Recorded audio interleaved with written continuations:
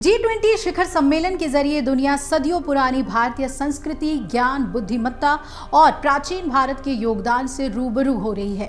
G20 सम्मेलन से जुड़ी हर खबर दुनिया भर के मीडिया में छाई हुई है। भारत के साथ अमेरिकी मीडिया ने भी इसे प्रमुखता से प्रकाशित किया है। अमेरिकी मीडिया में लिखे गए लेखों में परोक्ष रूप से भारतीय कूटनीति को सराहा जा रहा है। दरअसल यूक्रेन युद्ध के चलते संयुक्त घोषणा पत्र पर आम सहमति बनाना चुनौतीपूर्ण था, लेकिन भारत ने अपने कूटनीतिक कौशल से इस मुश्किल काम को भी अंजाम दे दिया। हालांकि संयुक्त घोषणा पत्र में यूक्रेन युद्ध को लेकर रूस को जवाबदेह न ठहराए जाने को लेकर अमेरिकी मीडिया में नाराजगी भी दिखी। यूक्रेन युद्ध को लेकर लिखी ये बात न्यूयॉर्क टाइम्स में एक लेख में लिखा गया है कि नई दिल्ली में G20 सम्मेलन के संयुक्त घोषणा पत्र में यूक्रेन युद्ध को लेकर रूस के आक्रामक रुख और उनके क्रूर आचरण की निंदा नहीं की गई। हालांकि यूक्रेनी लोगों की पीड़ा पर दुख व्यक्त किया गया, जबकि बीते साल इंडोनेशिया के बाली में G20 के संयुक्त घोषणा पत्र में यूक्रेन पर रूस के आक्रमण की कड़ी निंदा की गई थी और रूस को अपनी सेना को यूक्रेन की धरती से वापस बुलाने की मांग की गई थी। अमेरिकी मीडिया ने बताया कि दिल्ली में हुए G20 सम्मेलन से जो हासिल हुआ है उसमें वैश्विक कर्ज के मुद्दे पर गरीब देशों की परेशानियों को दूर करने के लिए विश्व बैंक जैसी संस्थाओं ने सुधार पर सहमति बनाई है। साथ ही अफ्रीकी संघ को G20 में शामिल किया गया और कमजोर देशों को जलवायु परिवर्तन से निपटने के लिए अधिक वित्त पोषण देने पर जोर दिया गया। सम्मेलन में वैश्विक अर्थव्यवस्थाओं में समावेशन बढ़ाने के लिए डिजिटल प्रौद्योगिकियों की अहमियत को भी माना गया।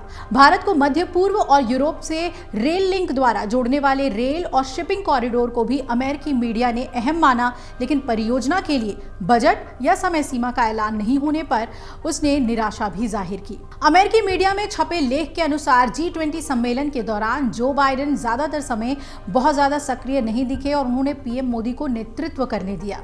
अमेरिकी मीडिया के मुताबिक पहले इस तरह के आयोजन में अमेरिकी राष्ट्रपति अलग अलग देशों के राष्ट्र प्रमुखों के साथ द्विपक्षीय बैठकें करते थे, लेकिन इस बार इनकी कमी साफ दिखाई दी। वहीं पीएम मोदी ने दुनिया के सामने भारत की क्षमताओं को अच्छे से पेश किया। उन्होंने भारत को दुनिया की सबसे तेजी से विकास करती अर्थव्यवस्था और युवा कार्य शक्ति वाले देश के रूप में G20 देशों के सामने प्रस्तुत किया।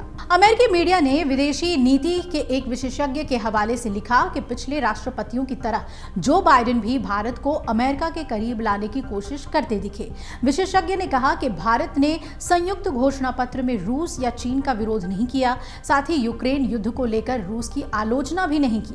बता दें कि यूक्रेन युद्ध के चलते जब दुनिया बटी हुई है, ऐसे समय में भारत ने संयुक्त घोषणा पत्र में सभी पक्षों को साधने की कोशिश की।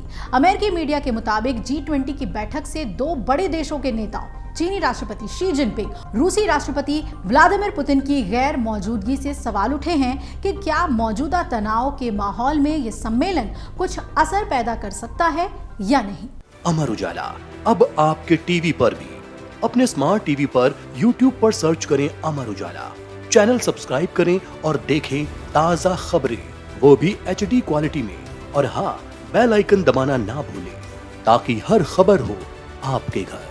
अमर उजाला, निष्पक्ष, निर्भीक, निरंतर।